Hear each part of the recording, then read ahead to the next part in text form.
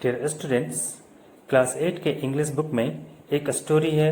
उसका नाम है द सुनामी और ये सच्ची घटनाओं पर आधारित कहानी है। सुनामी विध्वंसक होता है, हर तरफ विनाश फैलाता है। इसमें काफ़ी ऊंची लहरें आती हैं और आसपास के कोस्टल इलाके को बिल्कुल नष्ट कर देती हैं। जिंदगियां तबाह हो जाती हैं और सिर्फ सुनसान कोस्टल एरिया बचता है। सुनामी नाम दिया गया है समुद्र में उठने वाली बहुत ही पावरफुल और बड़ी बड़ी लहरों को, जो कि समुद्र के अंदर आने वाले भूकंप की वजह से होता है।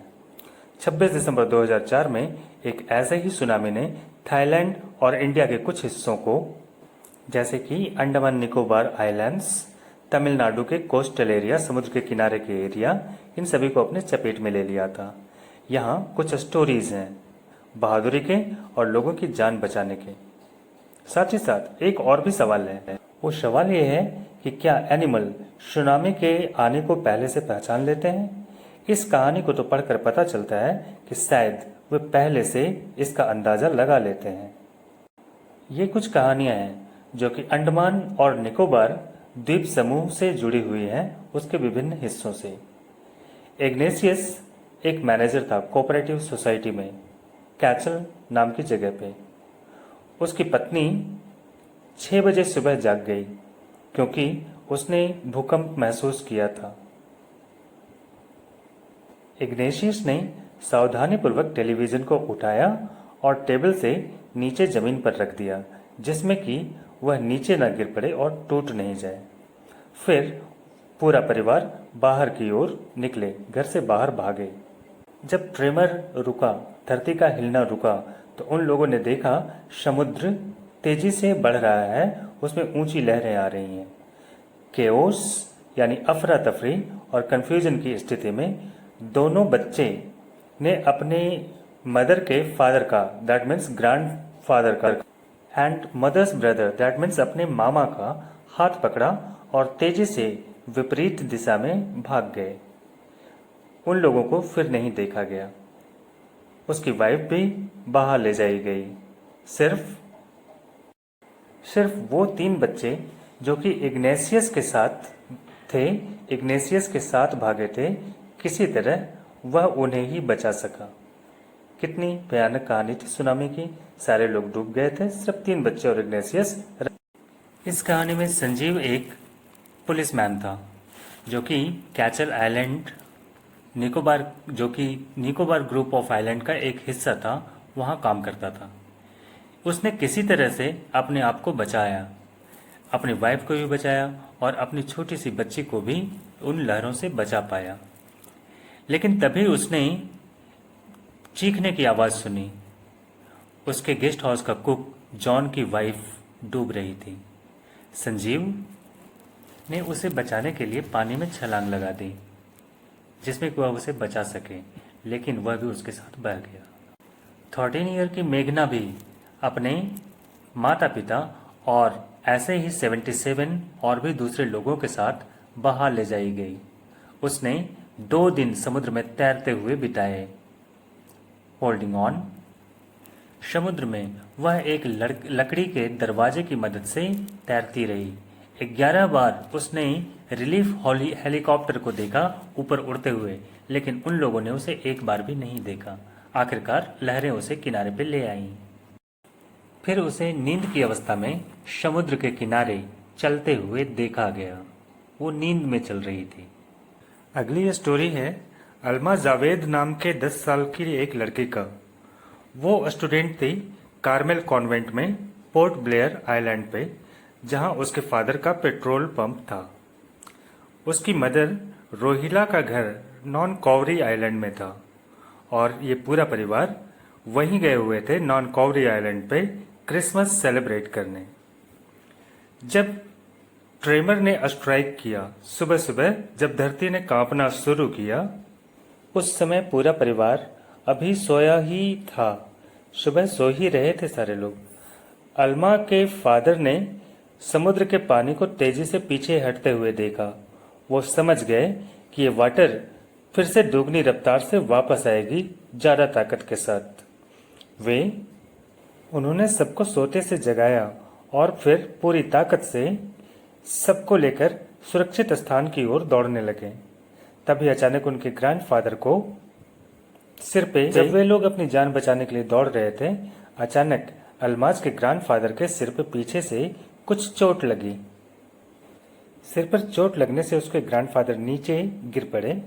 उसके फादर अल्माज के फादर उनकी ओर दौड़े उन्हें बचाने के लिए, लेकिन तभी बड़ी सी लहर आई और उन दोनों को अपने साथ बहा ले गई। तभी अल्मा ने देखा कि उसकी मदर और उसकी आंटी एक कोकोनट ट्री के पत्तों को पकड़कर उससे लिपटकर वहां खड़ी थी और उसे पुकार रही थी। तभी एक ऊंची लहर आई, उसने पेड़ को जड़ से उखाड़ दिया और फिर वो दोनों भी उसके साथ ही बहा ले जाए गए।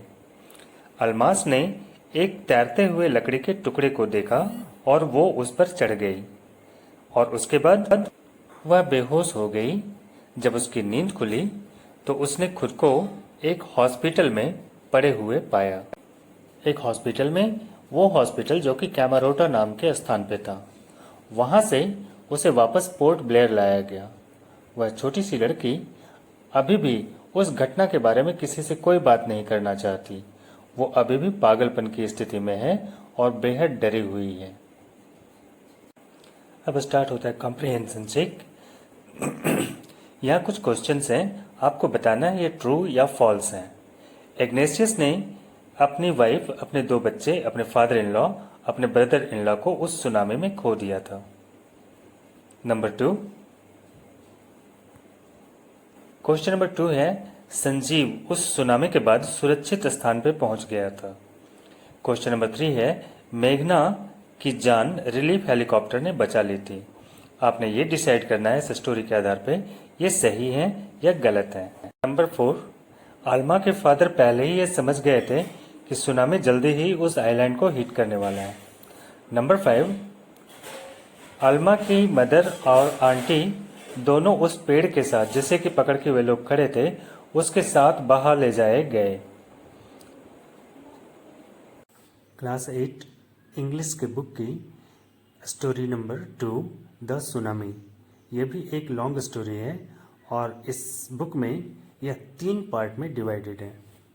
सुनामी का इंट्रोडक्शन मैंने फर्स्ट पार्ट में दिया था, साथ ही साथ उससे जुड़ी हुई 2-3 छोटी छोटी कहानियाँ मैंने आप लोगों को बताई थी।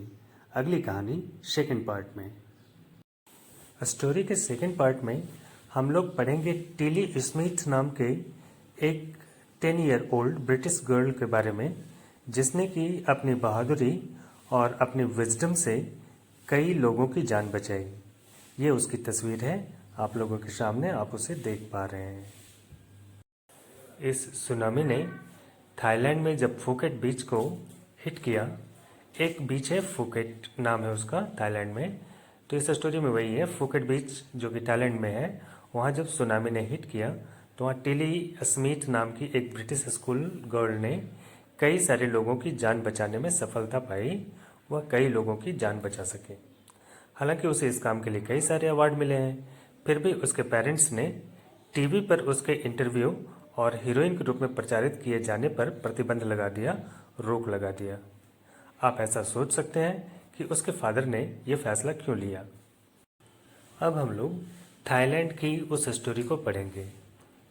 स्मिथ फैमिली जो कि साउथ ईस्ट इंग्लैंड की रहने वाली थी, वो उस समय सदर्न थाईलैंड के बीच रिसोर्ट में क्रिसमस मना रही थी।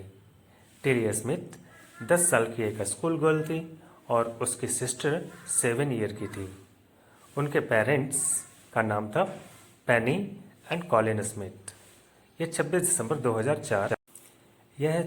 दिसंबर 2004 की घटना थी। विनाशकारी सुनामी लहरें बननी और उठनी शुरू हो गई थी। नॉर्दर्न सुमात्रा के पास के समुद्र के एरिया में उसी सुबह आने वाले भूकंप की वजह से ये भयानक लहरें बनने लगी थी और उसी लहरों की वजह से ये सुनामी आया था उसी दिन सुबह। पेनी स्मिथ याद करते हुए कहती है कि समुद्र में पानी लगातार बढ़ता जा रहा था और बीच में अंदर आता जा रहा था। बीच तेजी से छोटा होता जा रहा था और मुझे ऐसा लग रहा था कि कुछ होने वाला है, पता नहीं क्या। हालांकि पेनी स्मिथ ये नहीं समझ पा रही थी कि क्या होने वाला है, लेकिन टिली स्मिथ ने अंदाज़ा लगा लिया कि कुछ न कुछ गलत होने वाला है, कुछ न कुछ गड़बड़ है। उसका दिमाग बार बार उस ज्योग्राफी लेसन पे चला जा रहा था जो 2 हफ्ते पहले उसने इंग्लैंड में क्लास में सीखा था, सुना था। थाईलैंड में अपने परिवार के साथ प्लेन से आने से पहले उसने जो स्कूल में लेसन सीखा था वो बार बार उसके दिमाग में आ रहा था, वही ज्योग्राफी लेसन। टिली ने समुद्र की बड़ी होते हुए लहरों को देखा, फिर उसने उसमें उठने वाले झाग को देखा, बबल्स को देखा और उसमें उठने वाले वर्लपुल्स को देखा। उसे याद आ रहा था वो सब कुछ जो उसने उस क्लास में वीडियो में देखा था, सुनामी के वीडियो में। उसमें उस वीडियो में ये दिखाया गया था कि 1946 में हवाईयन आइलैंड में आने वाले सुनामी ने किस तरह से हवाईयन आइलैंड्स पे अटैक किया था और उस समय सुनामी के समय में समुद्र की क्या स्थिति थी। ये सारा डिटेल जो उसने सीखा था उसके दिमाग में आ रहा था। उसके टीचर ने वो वीडियो क्लास में दिखलाई थी और साथ ही साथ स्टूडेंट्स को बताया था कि सुनामी अर्थक्वेक की वजह से आ सकता है, वोल्केनोज की वजह से आ सकता है और लैंडस्लाइड्स की वजह से भी आ सकता है। ये लेसन उसे रह रह कर याद आ रहा था। टिली ने चिल्लाना शुरू कर दिया और चिल्लाते हुए अपने परिवार के सभी लोगों को बीच से बाहर निकलने के लिए कहने लगी। वह बार बार अर्थक्वेक के बारे में बात कर रही थी, समुद्र के अंदर आने वाले अर्थक्वेक के बारे में। धीरे धीरे उसका ये पागलपन और उसका ये चिल्लाना ज़्यादा बढ़ता गया, ऐसा उसकी मदर पेनी ने बताया। उसने बताया कि मुझे ये तो नहीं पता था कि सुनामी क्या होता है, लेकिन अपनी बेटी को जब मैंने इतना ज़्यादा डरा हुआ देखा तो मैंने सोच लिया कि ज़रूर कुछ बड़ी घटना होने वाली है।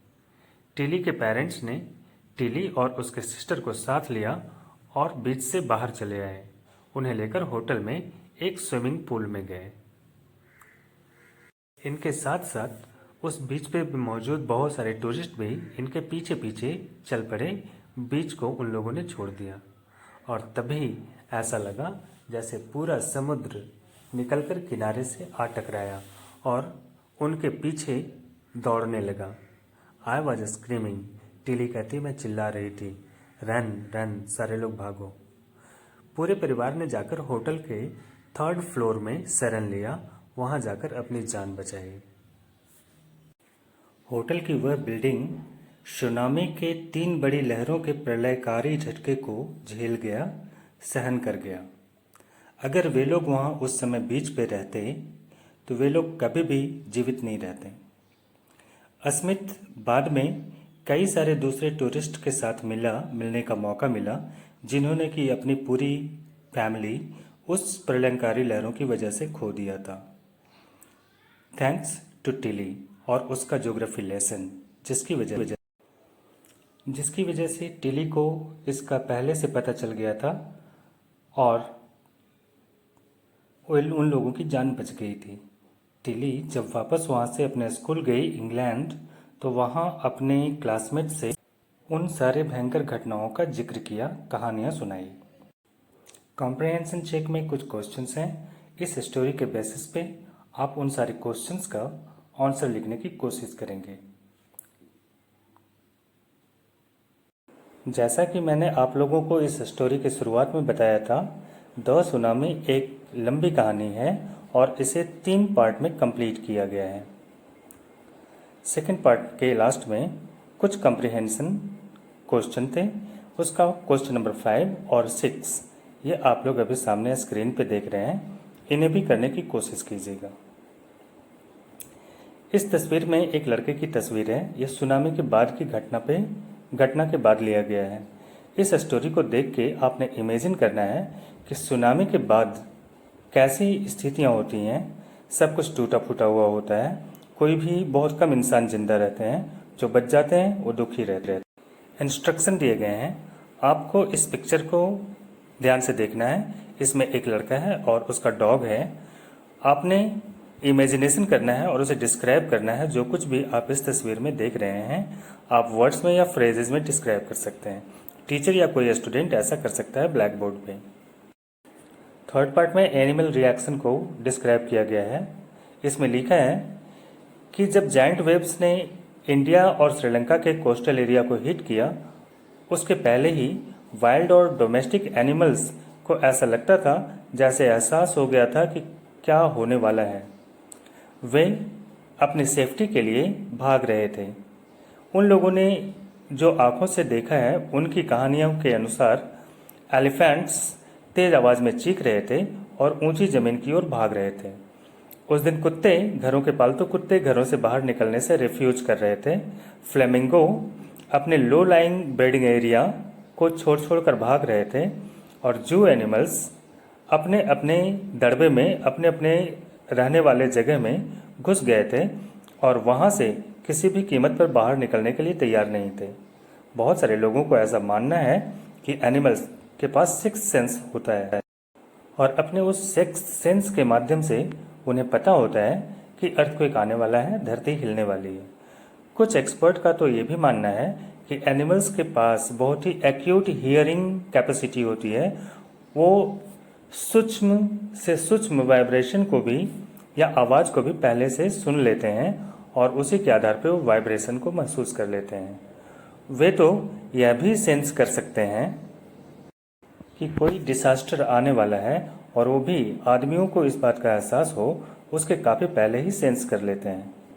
हम लोग दावे के साथ ये तो नहीं कह सकते कि एनिमल्स के पास सिक्स सेंस होता है या नहीं, लेकिन हकीकत यही है कि उस जायंट वेव के कारण इंडियन ओशन में लगभग 150,000 लोग मारे गए बहुत सारे कंट्रीज में, लेकिन इस तरह की जानवरों की मरने की कोई कहीं भी रिकॉर्ड नहीं की गई।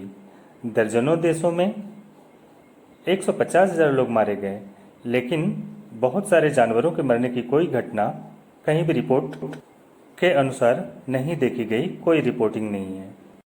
इंडिया से लगे हुए कड्लोर कोस्ट में जहां हजारों लोग मारे गए वहीं किसी बफेलो, गोट या डॉग के मरने की कोई घटना नहीं थी। वे सभी बिना किसी नुकसान के सुरक्षित थे। याला नेशनल पार्क जो कि श्रीलंका में है, वहाँ कई तरह के जानवर रहते हैं, एलिफेंट्स भी, लेपर्ड भी और 130 स्पेसीज के बर्ड्स भी रहते हैं। वहाँ 60 लोग बहा ले जाए गए, लेकिन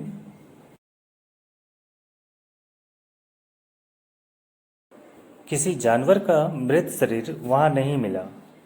हाँ, सिर्फ 2 वाटर बफेलोज वहाँ मरे हुए पाए गए। सुनामी से 1 घंटे पहले याला नेशनल पार्क में कुछ लोगों ने ये बताया कि 3 हाथियों को उन लोगों ने पतनांगला बीच से निकलकर बाहर भागते देखा था, दूर भागते देखा था। श्रीलंका के एक आदमी ने कहा कि उनके 2 कुत्ते उस दिन घर से बाहर निकलकर बीच पर दौड़ने से बिल्कुल रिफ्यूज कर रहे थे, जबकि बाकी के दिनों में बीच पर जाने के लिए वे बेहद एक्साइटेड होते थे और बाहर घूमने में उन्हें बहुत मज़ा आता था। लेकिन उस दिन वे लोग बिल्कुल रिफ्यूज कर गए और शायद इसी की वजह से उन कुत्तों की और जेंटलमैन की जान। कॉम्प्रहेंशन चेक में आपके सामने फिर से कुछ क्वेश्चंस हैं। आप इस क्वेश्चन को ध्यान से पढ़ेंगे, समझेंगे, फिर इस स्टोरी को समझने की कोशिश करेंगे और स्टोरी के आधार पे इन सारे क्वेश्चंस का आंसर लिखने की आप कोशिश करेंगे। Okay students, best of luck.